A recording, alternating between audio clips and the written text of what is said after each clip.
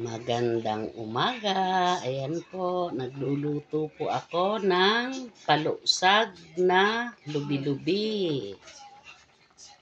Ayan. At nilagyan ko po ng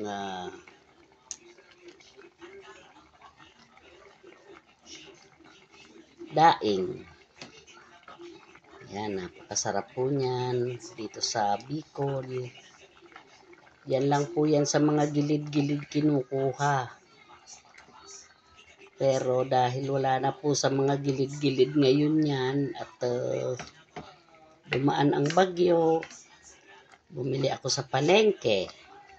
Yan, it's my favorite. Lalo na kung meron sili. Very yummy, yummy. Yan, malapit na maluto. Tikman natin.